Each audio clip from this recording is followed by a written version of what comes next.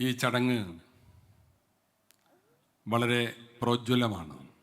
ഒരു ജനപ്രതിനിധി തിരഞ്ഞെടുക്കപ്പെട്ട് ഒരു മാസം തികയുമ്പോൾ തൻ്റെ നിയോജക മണ്ഡലത്തിലെ ഏറ്റവും പ്രതിഭകളായ കുട്ടികളെ ഈ കഴിഞ്ഞ 2 പ്രധാന പൊതുപരീക്ഷകളിൽ SSLC +2 പരീക്ഷകളിൽ ഉന്നത വിജയം നേടിയവരെ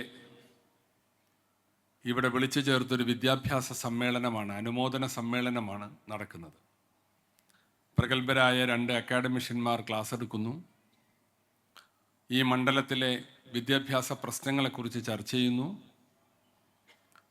ഈ മിടുക്കന്മാരെയും മിടുക്കികളെയും കൂടുതൽ പ്രചോദിപ്പിച്ച് ഇനിയുള്ള അവരുടെ തുടർന്നുള്ള വഴികളിൽ കൂടുതൽ നേട്ടങ്ങൾ കരഗതമാക്കാൻ അവർക്ക് പ്രോത്സാഹനം നൽകുന്നു. എത്ര മനോഹരമാണ് അതുകൊണ്ട് തന്നെ ഈ ചടങ്ങ്. വിദ്യാഭ്യാസ രംഗത്ത് വളരെ വലിയൊരു കുതിച്ചുചാട്ടമാണ് ഇപ്പോൾ നടന്നുകൊണ്ടിരിക്കുന്നത്. ഫിറോസ് ഇവിടെ തൻ്റെ നിയോജക മണ്ഡലം വളരെ പെട്ടെന്ന് തന്നെ പഠിച്ച് പോരായ്മകളും വിദ്യാഭ്യാസ രംഗത്തെ പ്രശ്നങ്ങളും ചൂണ്ടിക്കാണിക്കുകയുണ്ടായി. അതുണ്ട്, അത് ശരിയാണ്. എന്നാൽ അതോടൊപ്പം കഴിഞ്ഞ കാലങ്ങളിൽ നമ്മളുണ്ടാക്കിയ നേട്ടങ്ങൾ, ഈ കഴിഞ്ഞ 2 പതിറ്റാണ്ട് കൊണ്ട് വിദ്യാഭ്യാസ മേഖലയിൽ മലബാറിൽ പ്രത്യേകിച്ചും ഉണ്ടായ മാറ്റങ്ങൾ വളരെ വലുതാണ്. ഇപ്പം ഞങ്ങളൊക്കെ SSLCക്ക് പഠിക്കുന്ന കാലത്ത് നമ്മളുടെ വിജയശതമാനം മലപ്പുറത്തും പാലക്കാടും അങ്ങനെ മലബാർ ജില്ലകളിൽ കുറച്ച് മെച്ചം കോഴിക്കോടായിരുന്നു. എന്നാൽ പോലും അത്ര വലിയ മുമ്പിലൊന്നും ആയിരുന്നില്ല. 10-20% താഴെയാണ് അന്ന് ജില്ലകളിൽ ഉണ്ടായിരുന്ന, അല്ലെങ്കിൽ സംസ്ഥാന തലത്തിൽ തന്നെ ഉണ്ടായിരുന്ന SSLC റിസൾട്ട്. അത് ഇപ്പം 99.73 എത്തി നിൽക്കുമ്പോൾ മറ്റ് പല ജില്ലകളിലും അന്ന് 50-60% ഉണ്ടായിരുന്നു. അവരവിടെ നിന്നാണ് 90 വളർന്നത്, അല്ലെങ്കിൽ 99 വളർന്നത്. ഈ മേഖലകൾ 15% നിന്നും 20% നിന്നുമാണ് 99 വളർന്നത്. അപ്പോൾ അതൊരു വലിയ മാറ്റമാണ്. ആ മാറ്റത്തിൻ്റെ പിന്നിൽ എല്ലാവരുടെയും പ്രവർത്തനങ്ങളുണ്ട്. പ്രാരാബ്ദങ്ങളും പോരായ്മകൾക്കുമിടയിൽ നമ്മുടെ പൊതുവിദ്യാലയങ്ങളിൽ നിന്നുകൊണ്ട് നമ്മുടെ കുട്ടികളെ പരമാവധി പ്രോത്സാഹിപ്പിച്ചും ശാക്തീകരിച്ചും നടത്തിയ പ്രവർത്തനങ്ങളുണ്ട്. തദ്ദേശ സ്വയംഭരണ സ്ഥാപനങ്ങളുടെ പ്രവർത്തനങ്ങളുണ്ട്, ജനപ്രതിനിധികളുടെ പ്രവർത്തനങ്ങളുണ്ട്. അങ്ങനെയാണ് ഈ മാറ്റം നമുക്കുണ്ടാക്കാൻ സാധിച്ചത്. മാത്രവുമല്ല, ഞങ്ങൾ ഈ തലമുറയിലെ കുട്ടികളെയും പ്രത്യേകമായി അഭിവാദ്യം ചെയ്യുകയാണ്. നിങ്ങൾ ഞങ്ങളെക്കാൾ മിടുക്കന്മാരാണ്, മിടുക്കികളാണ്. കാരണം ഞങ്ങൾക്ക് കഴിയാത്തതാണ് നിങ്ങൾക്ക് കഴിയുന്നത്. ഞങ്ങളുടെ കാലത്തൊക്കെ ചെറിയ വിജയങ്ങളാണ് ഉണ്ടായിരുന്നത്. ഇപ്പം ഞാൻ തന്നെ എല്ലായിടത്തും പറയാറുണ്ട്, 500 കുട്ടികൾ പരീക്ഷ എഴുതിയ ഒരു സ്കൂളിലാണ് ഞാൻ പഠിച്ചത്, SSLCക്ക്. അന്ന് 11 പേരാണ് ആ പരീക്ഷയിൽ വിജയിച്ചത്. 500 കുട്ടികൾ പരീക്ഷ എഴുതിയിട്ട് 11 ആൾ ജയിച്ചാൽ SSLCക്ക് എത്ര ശതമാനമായി? ഫുൾ A+ ആണ്. എത്ര ശതമാനമായി? 2.2, 2%. അതാണ് അന്നത്തെ ഏകദേശം ഒരു സ്കൂളുകളുടെ, നമ്മുടെയൊക്കെ ഒരു സർക്കാർ സ്കൂളുകളുടെ ഒരവസ്ഥ. അപ്പോൾ അവിടെ നിന്നാണ് ഇന്ന് ആ സ്കൂളടക്കം 100% കൂടുതൽ കുട്ടികൾ, സമ്പൂർണ്ണ 100%, 100% വിജയമുള്ള സ്കൂളാണ്. അപ്പോൾ വലിയ മാറ്റമാണ് വിദ്യാഭ്യാസ രംഗത്തുണ്ടായത്. നമ്മളെ കുട്ടികൾ നന്നായി പഠിക്കുന്നു. ഈ വർഷം സമ്പൂർണ്ണ A+ കിട്ടിയവരെ ഞാൻ ഒരിക്കൽ കൂടി അഭിവാദ്യം ചെയ്യാണ് SSLCയിൽ. കാരണം കഴിഞ്ഞ വർഷം നമ്മുടെ സംസ്ഥാനത്ത് 60,000-ൽ പരം കുട്ടികൾക്കാണ് ഫുൾ A+. ഇപ്രാവശ്യം 30,000-ൽ പരം ഫുൾ A+ ഉള്ളൂ. പകുതി കുറഞ്ഞുപോയി. എന്തായിരിക്കും കാരണം? എന്താ നിങ്ങളെ അഭിപ്രായം? പരീക്ഷ എഴുതിയവരുടെ അഭിപ്രായം എന്താ?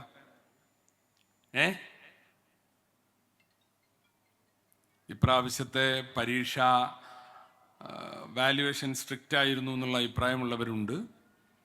അത് നമ്മൾ പ്രതീക്ഷിക്കണം. ഒരു പരീക്ഷയിൽ വാല്യുവേഷൻ ഏത് രീതിയിലും വരാം. പിന്നെ സിലബസ് മാറ്റം കൊണ്ട് കുറച്ച് ടഫായിരുന്നു പരീക്ഷ എന്ന അഭിപ്രായമുള്ളവരുണ്ട്.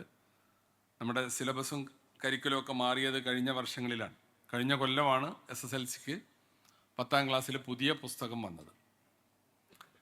അപ്പോൾ അതിൻ്റെ മാറ്റമുണ്ട് എന്ന് പറയുന്നവരുണ്ട്. എന്തായിരുന്നാലും ഫുൾ A+കാർ ഗണ്യമായി കുറഞ്ഞപ്പോഴും ആ ഘട്ടത്തിലും A+ നേടാൻ കഴിഞ്ഞ നിങ്ങളെ ഞാൻ പ്രത്യേകമായി അഭിവാദ്യം ചെയ്യുകയാണ്. കാരണം നിങ്ങളുടെ ഈ നേട്ടത്തിന് ഇപ്രാവശ്യത്തെ SSLC ഫുൾ A+ന് ഇരട്ടി മധുരമുണ്ട്. കാരണം ഗണ്യമായി A+ കുറഞ്ഞിട്ടും അത് നിങ്ങൾക്ക് നഷ്ടപ്പെട്ടില്ലല്ലോ, നിങ്ങൾ അവിടെയും പിടിച്ചു നിന്നല്ലോ. അപ്പോൾ അതുകൊണ്ട് തന്നെ നിങ്ങളുടെ ഈ നേട്ടം വലിയൊരു നേട്ടമാണ്. SSLCക്ക് ഫുൾ A+ ലഭിക്കുക എന്നുള്ളത് ചെറിയ കാര്യമല്ല. 10 സബ്ജക്റ്റുകൾ, ഗഹനമായ വിഷയങ്ങൾ, കട്ടിയുള്ള പുസ്തകങ്ങൾ, അത് മുഴുവനും കവർ ചെയ്താൽ മാത്രമേ ഒരു വിഷയത്തിൽ A+ നേടാൻ കഴിയൂ. അങ്ങനെ 10 വിഷയങ്ങളിൽ നിങ്ങൾ A+ നേടിയിട്ടുണ്ടെങ്കിൽ നിങ്ങളുടെ കഴിവ് നിങ്ങൾ സ്വയം തിരിച്ചറിയണം. അതൊരു വലിയ നേട്ടം തന്നെയാണ്. ഇനി നിങ്ങൾ വിചാരിച്ചാൽ നമ്മുടെ നാട്ടിൽ ഇപ്പം നിലവിലുള്ള ഒരു പരീക്ഷയും നിങ്ങൾക്ക് മുമ്പിൽ ഒരു വലിയ കടമ്പയല്ല. നിങ്ങൾ നന്നായി പരിശ്രമിച്ചാൽ ഈ നേട്ടം നിങ്ങൾക്ക് തുടർന്ന് നിങ്ങളുടെ പ്രായത്തിനനുസരിച്ച്, നിങ്ങളുടെ വിവരത്തിനനുസരിച്ച് ഈ നേട്ടം നിങ്ങൾക്ക് ജീവിതത്തിലുടനീളം അക്കാദമിക് രംഗത്ത് ആവർത്തിക്കാൻ സാധിക്കും. അപ്പം അതുകൊണ്ട് തന്നെ നിങ്ങൾ നിങ്ങളെ തിരിച്ചറിയുക.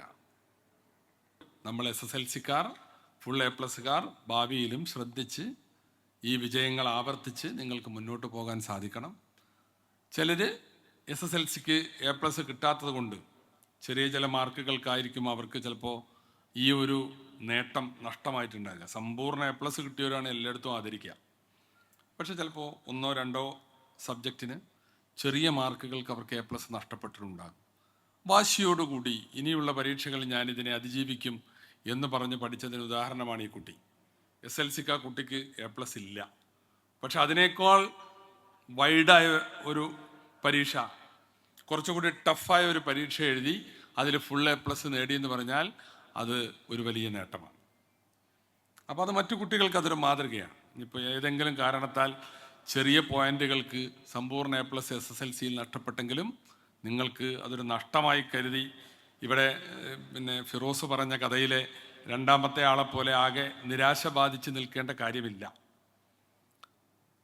വലിയ പരിശ്രമങ്ങൾ, കഠിനമായ പരിശ്രമങ്ങൾക്ക് നമുക്ക് വലിയ നേട്ടങ്ങൾ ഉണ്ടാക്കാൻ സാധിക്കും. അപ്പം അതുകൊണ്ട് ഞാനിവിടെ ദീർഘിപ്പിക്കുന്നില്ല. ഈ നേട്ടം വളരെ വലുതാണ്.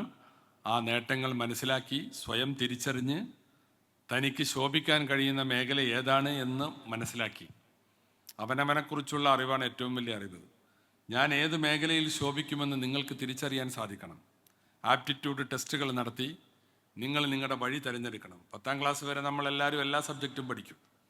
പിന്നെ സ്പെഷ്യലൈസ് ചെയ്ത് പ്രത്യേക മേഖലയിലാണ് നമ്മൾ പഠിക്കുന്നത്. അപ്പോൾ അത് ഏത് മേഖല വേണം എന്ന് തീർച്ചപ്പെടുത്തേണ്ടത് നിങ്ങളാണ്. രക്ഷിതാക്കൾ അവരുടെ അഭിരുചിക്ക് അനുസരിച്ച് കുട്ടികളെ പറഞ്ഞയക്കാൻ ശ്രമിക്കരുത്. അത് ചിലപ്പോൾ ഒരു പരാജയമായിരിക്കും. കുട്ടികളുടെ അഭിരുചിക്ക് വിടണം. അവർക്ക് എന്താണോ ആവേണ്ടത്, അവർക്ക് എവിടെയാണോ എത്തിച്ചേരേണ്ടത് അവിടെ എത്തിച്ചേരാൻ കഴിയണം. നമ്മളെക്കാൾ ഇന്ന് അവർക്ക് പല മേഖലകളെക്കുറിച്ചും അറിയാം. ഞാനും നിങ്ങളും സ്കൂളിലും കോളേജിലും പോയിരുന്നപ്പോൾ 23 ബ്രാഞ്ചുകൾ മാത്രമാണ് എൻജിനീയറിങ്ങിനുണ്ടായിരുന്നത്. ഇന്ന് 300-ൽ പരം ശാഖോപശാഖകൾ എൻജിനീയറിങ്ങിനുണ്ട്. നാനോ ടെക്നോളജിയും ബയോടെക്നോളജിയും ഇൻഫർമേഷൻ ടെക്നോളജിയും ഒക്കെ വന്നപ്പോൾ ഒരുപാട് മേഖലകൾ സ്പെഷ്യലൈസ് ചെയ്തുകൊണ്ടുള്ള പ്രത്യേക ശാഖകളുണ്ട്, കോഴ്സുകളുണ്ട്, കോളേജുകളുണ്ട്. നാട്ടിലും മറ്റ് സംസ്ഥാനങ്ങളിലും വിദേശ രാജ്യങ്ങളിലുമൊക്കെ പഠിക്കുന്ന കുട്ടികളുണ്ട്. അപ്പോഴും നമ്മുടെ നാട്ടിൽ വിദ്യാഭ്യാസ രംഗത്തെ പോരായ്മകളാണ് ഇവിടെ നിങ്ങളുടെ ജനപ്രതിനിധി ചൂണ്ടിക്കാണിച്ചത്. നമുക്കതൊക്കെ പരിഹരിക്കണം. എല്ലാം ഈ ഒരു സമയം കൊണ്ട് പരിഹരിക്കപ്പെടുമെന്നല്ല, പരിഹരിക്കാനുള്ള പരിശ്രമങ്ങൾ ഉണ്ടാകും. നമ്മുടെ വിദ്യാഭ്യാസത്തെ ശാക്തീകരിക്കണം. ആവശ്യമായ മേഖലകളിൽ സ്ഥാപനങ്ങൾ ഉണ്ടാവണം. ഇതിൻ്റെയൊക്കെ ഒരു കണക്കെടുക്കാൻ ഞങ്ങൾ ആഗ്രഹിക്കുകയാണ്. ഇവിടെ പറഞ്ഞതുപോലെ അത്യാവശ്യം സ്കൂളുകൾ അപ്ഗ്രേഡ് ചെയ്യുന്നതിന് LP സ്കൂളുകൾ UP സ്കൂളുകളായും ഹൈസ്കൂളുകൾ ഇല്ലാത്തടത്ത് UP സ്കൂളുകളെ ഹൈസ്കൂളുകളാക്കാനും അതുപോലെ തന്നെ ഹയർ സെക്കൻഡറിയുടെ കാര്യത്തിലും ചെയ്യാവുന്ന ഇടപെടലൊക്കെ നടത്തണമെന്നാണ് ഞങ്ങൾ ആഗ്രഹിക്കുന്നത്. ഇപ്പോൾ ഈ വർഷം ആദ്യം തന്നെ സാധാരണ 2ാം ഘട്ടത്തിലാണ് +1 സീറ്റ് കുറയുമ്പോൾ നമ്മൾ അഡീഷണൽ ബാച്ചുകൾ കൊടുക്കാറുള്ളത്. അല്ലെങ്കിൽ അതിന് ഓരോ വർഷവും പ്രത്യേകം അനുമതി കൊടുക്കണം, അത് പ്രവർത്തിക്കാൻ അനുമതി കൊടുക്കാറുള്ളത്. എന്നാൽ ഞങ്ങൾ ഇത്തവണ തന്നെ 313 അഡീഷണൽ ബാച്ചുകൾക്കും അലോട്ട്മെൻറ്റ് നടത്താൻ തീരുമാനിച്ചു. അതുപോലെ ഇവിടെ ക്ലാസ്സുകളിൽ കുട്ടികൾ തിങ്ങി നിറയുന്നൊരു പ്രശ്നമുണ്ട്. ഫിറോസ് ചൂണ്ടിക്കാണിച്ചത് മനഃശാസ്ത്രപരമായും വളരെ കറക്റ്റാണ്. 50 കുട്ടികളാണ് ഒരു ക്ലാസ്സിൽ അനുവദനീയമായത്, അതും തന്നെ കൂടുതലാണ്. ശരിക്കും 40 കുട്ടിയിൽ കൂടുതൽ ഒരു ക്ലാസ്സിൽ നമുക്ക് അറ്റൻഷൻ കൊടുക്കാൻ കഴിയില്ല. എന്നിരുന്നാൽ പോലും നമ്മുടെ ഒരു സ്ഥിതിയിൽ 50ആണ്. പക്ഷേ നമ്മൾ കഴിഞ്ഞ വർഷങ്ങളിൽ +1 സീറ്റിൻ്റെ കുറവ് കാരണം 30% മാർജിനൽ ഇൻക്രീസ് സർക്കാർ സ്കൂളുകളിലും 20% മാർജിനൽ ഇൻക്രീസ് എയ്ഡഡ് സ്കൂളുകളിലും കൊടുത്തിരുന്നു. അതും ഇത്തവണ ആദ്യഘട്ടത്തിൽ തന്നെ കൊടുത്തു. മറ്റേത് 2ാം ഘട്ടത്തിലാണ് നമ്മൾ അങ്ങനെ ഒരു 15 സീറ്റ് ഒരു സർക്കാർ സ്കൂളിലും 10 സീറ്റ് ഒരു എയ്ഡഡ് സ്കൂളിലും കൊടുക്കാറ്. അതും കൂടി ഉൾപ്പെടുത്തിയാണ് 1ാം ഘട്ട അലോട്ട്മെൻറ്റ് നടത്താൻ ഇത്തവണ തീർച്ചപ്പെടുത്തിയിട്ടുള്ളത്. ഇനിയും പോരായ്മ വരികയാണെങ്കിൽ അതിന് അഡീഷണൽ ബാച്ചുകളോ സ്ഥിരം ബാച്ചുകളോ ഒക്കെ നൽകേണ്ടി വരും. ഇത്തവണ നിങ്ങൾക്കറിയാം, തെരഞ്ഞെടുപ്പ് കഴിഞ്ഞ് ഗവൺമെൻറ് വന്നിട്ട് 20 ദിവസം ആകുന്നേ ഉള്ളൂ. അപ്പോൾ അതിൻ്റെ ചില പ്രശ്നങ്ങളുണ്ട്. കാരണം ഫുൾ ബാച്ചുകൾ കൊടുക്കുമ്പോൾ അതിന് നടത്തേണ്ട ചില നടപടിക്രമങ്ങളുണ്ട്. ഏതായിരുന്നാലും ഗവൺമെൻറ് അത് ആലോചിച്ച് തീർച്ചയായും ആ വിഷയത്തെ ഇത്തവണ തന്നെ അഡ്രസ്സ് ചെയ്ത് തുടങ്ങും. ഈ ഒരു ഗവൺമെൻറ്റിൻ്റെ കാലാവധിയോടുകൂടി ഒരു വിദ്യാഭ്യാസ ജില്ലയിൽ എത്ര പേർ SSLC ജയിക്കുന്നുവോ അവർക്ക് ആ വിദ്യാഭ്യാസ ജില്ലയിൽ തന്നെ +1 അഡ്മിഷൻ ഉണ്ടാവണം എന്നുള്ളതാണ് ഈ ഗവൺമെൻറ് ലക്ഷ്യം വെക്കുന്നത്. അതിനു വേണ്ടിയുള്ള ക്രമീകരണവും ആവശ്യമായ സ്ഥാപനങ്ങൾ അനുവദിക്കലുമൊക്കെ വരും വർഷങ്ങളിൽ ഉണ്ടാകുമെന്ന് കൂടി ഈ സന്ദർഭത്തിൽ ഇവിടെ അതൊരു ചർച്ച വന്നതുകൊണ്ട് സൂചിപ്പിക്കുകയാണ്. ഏതായിരുന്നാലും ദീർഘിപ്പിക്കുന്നില്ല. എല്ലാ കുട്ടികൾക്കും ഫുൾ A+കാരായ SSLCക്കാർക്കും +2കാർക്കും ഒക്കെ ഹൃദയം നിറഞ്ഞ അഭിവാദ്യങ്ങൾ, ആശംസകൾ, വിജയങ്ങൾ ഞാൻ ഈ സന്ദർഭത്തിൽ നേരുകയാണ്. അതോടൊപ്പം അതിനുവേണ്ടി ശ്രമിച്ച സ്കൂളുകളുണ്ട്. ഇപ്പോൾ പരീക്ഷയൊക്കെ വരുമ്പോൾ പല അധ്യാപകരും വളരെ വലിയ കഷ്ടപ്പാട്, PTA-കൾ ഞങ്ങളുടെ സ്കൂളിൻ്റെ 100% നിലനിർത്തണം, കൂടുതൽ A+ ഉണ്ടാകണം എന്നൊക്കെ ഒരു ശ്രമത്തോടു കൂടി പഞ്ചായത്ത് തല ജനപ്രതിനിധികൾ ഒക്കെ അവരോട് കൂടി ചേർന്ന് ഞാനൊക്കെ പലപ്പോഴും കാണാറുണ്ട്. SSLC പരീക്ഷൻ്റെ സമയമൊക്കെ ആകുമ്പോൾ പ്രത്യേക ക്യാമ്പുകൾ, പരീക്ഷ തോറ്റുപോയേക്കാൻ സാധ്യതയുള്ള കുട്ടികൾക്കൊരു പ്രത്യേക ക്യാമ്പുകൾ, അതുപോലെ തന്നെ നിലവിലുള്ള മറ്റു കുട്ടികൾക്ക് കൂടുതൽ ബെറ്റർമെൻറ്റിനുള്ള അവസരങ്ങൾ ഒക്കെ ഉണ്ടാക്കി കൊടുക്കുന്ന ക്യാമ്പുകളൊക്കെ സംഘടിപ്പിക്കാറുണ്ട്. അപ്പോൾ വിദ്യാഭ്യാസത്തിൻ്റെ ഒരു ഉത്സാഹമാണത്, നമ്മുടെ നാടിൻ്റെ ഒരു ഉത്സാഹമാണ്. ആ ഉത്സാഹം ഒക്കെ പ്രകടിപ്പിച്ച് കാണിച്ച് അതിൻ്റെയൊക്കെ പേരിലുണ്ടാക്കിയ വിജയം, അങ്ങനെയൊക്കെയാണ് നമ്മൾ ഈ വിജയം ഉണ്ടാക്കിയത്. അവരെയൊക്കെ പ്രത്യേകം അഭിനന്ദിച്ചുകൊണ്ട് ഫിറോസ് തൻ്റെ മണ്ഡലത്തിലെ പ്രതിഭകളെ ആദരിക്കുന്ന ഈ ചടങ്ങ് നിങ്ങളുടെ എല്ലാവരുടെയും അനുവാദത്തോടെ ഏറെ സന്തോഷത്തോടെ ഔപചാരികമായി ഉദ്ഘാടനം ചെയ്തതായി പ്രഖ്യാപിച്ചുകൊണ്ട് ഞാൻ എൻ്റെ എളിയ വാക്കുകൾ ഉപസംഹരിക്കുന്നു.